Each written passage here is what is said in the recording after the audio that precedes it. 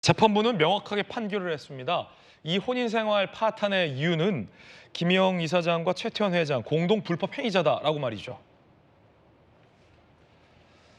위자료 20억을 공동으로 지급하게 한 배경도 여기에 있었습니다. 김 이사장의 책임, 공동 불법 행위자인 최 회장과 비교했을 때 가볍다고 보기 어렵다라며 공동 책임을 인정했습니다. 최 회장과 김영 이사장 둘이 똑같이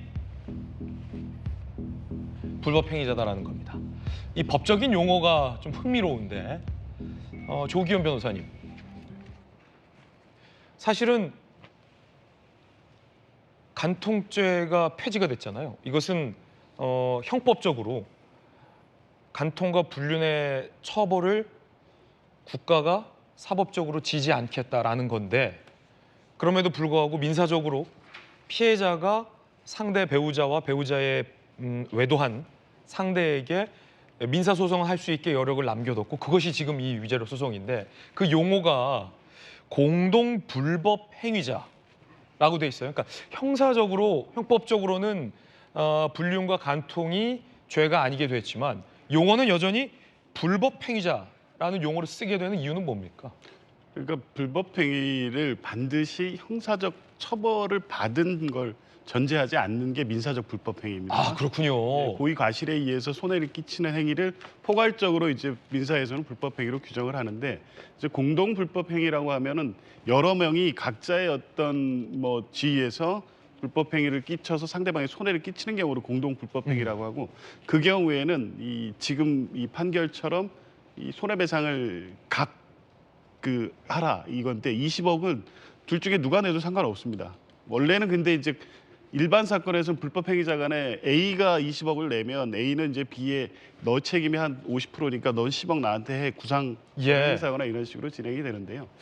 어찌됐든 이 사건 같은 경우에 저는 뭐 최태원 회장의 항소심 재판에 1조 3천억 재산 분할도 깜짝 놀랐죠. 이건 뭐 천문학적 금액이고 세기의 뭐 네네. 재산 분할이긴 했는데, 저는 이제 더 놀라운 게 20억 위자료였습니다.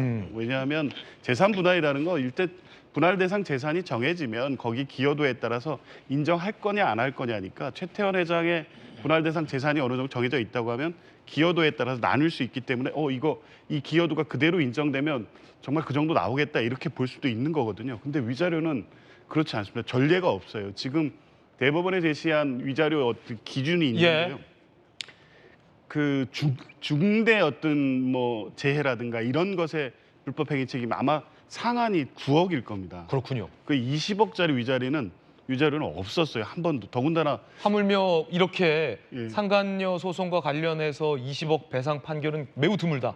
거의 없죠. 위자료 소송에서는 아무 뭐 재력이 있고 이 귀책이 아무리 세다고 하더라도 5천만 원을 넘는 경우가 그렇게 많지 않거든요. 5천만 원이 거의 스탠다드였다. 그렇습니다. 그러니까 뭐 최태원 회장이라든가 이 김영 이사장의 어떤 뭐 금전적 능력 이런 것도 고려했겠지만, 이 사회적으로 이 불법 행위, 이 둘 간의 부정 행위에 대해서는 응당한 책임을 물어야 되고, 그것은 기존의 어떤 위자료 상한이나 이런 국한될 필요가 없다.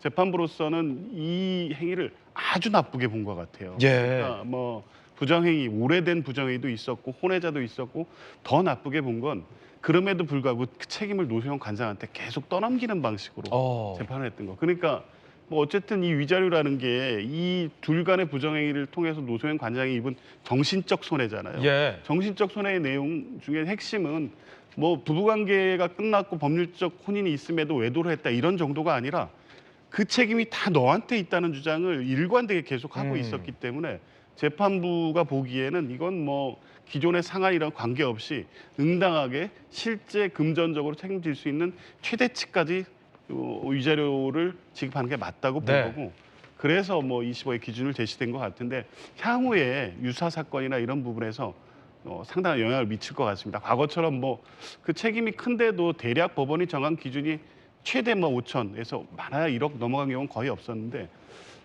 그렇다고 하면 이 사건을 계기로 해서 실제 이 이혼 혼인관계 파탄의 책임이 큰 이 배우자의 경우에 상한에 국한되지 않고 그에 맞는 어떤 사회적 어떤 파장이나 이런 걸 고려해서 상당한 위자료를 인정하는 소송이 더 앞으로도 나올 수 있을 것 같습니다. 그럼 두 번째 질문인데 김희영 이사장 식의 주장이 법적으로 좀 받아들여지거나 참작이 됐던 전례가 있을까요? 그러니까 부부가 서류적으로 이혼이 되지 않았는데 내가 외도하기 전에 이미 우리의 결혼 생활은 파탄나 있었다라는 반박이 법원에서 좀 받아들여집니까?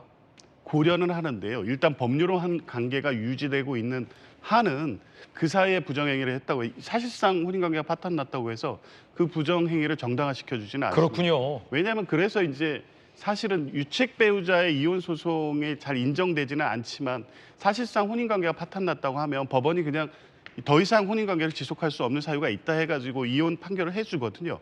그러니까 최태원 회장은 더 기다렸어야 되죠. 그럼에도 불구하고 뭐 김영 이사장과의 행보를 공개하고 공개적으로 사실상 사실혼 관계로 활동하고 혼외자를 두고 그 기간을 이렇게 오랫동안 끌어왔기 때문에 발생된 문제고요.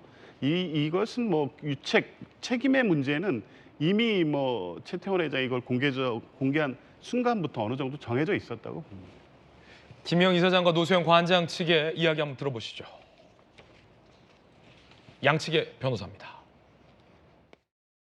원고와 자녀들이 겪은 고통은 어떠한 금전으로도 치유되기 어렵다고 생각합니다. 다만 이렇게 무겁게 배상 책임을 인정해 주신 것은 가정의 소중함과 가치를 보호하시려는 법원의 의지를 확인할 수 있는 부분이라고 생각하고 있습니다. 충실한 심리해 주신 재판부께 감사드립니다. 김희영 씨는 이후 여아를 떠나 원고인 노소영께 다시 한번 진심으로 사과의 말씀을 드립니다. 저희는 근본 소송이 원고의 혼인 파탄이 먼저였다고 주장하고 있고 그럼에도 불구하고 제3분할 소송에서 유리한 입지를 위해 기획된 소송이라고 보고 있습니다. 하지만 그럼에도 불구하고 말씀드린 것처럼 원고인 노소영 씨께 다시 한번 진심으로 사과의 말씀을 드립니다. 김희영 씨와 가족들은 이미 10여 년 동안 치밀하게 만들어진 여론전과 가짜 뉴스들로 많은 고통을 받아왔습니다. 이제 이번 판결을 계기로 더 이상 도가 지나친 인격 살인은 멈춰주시길 부탁드립니다.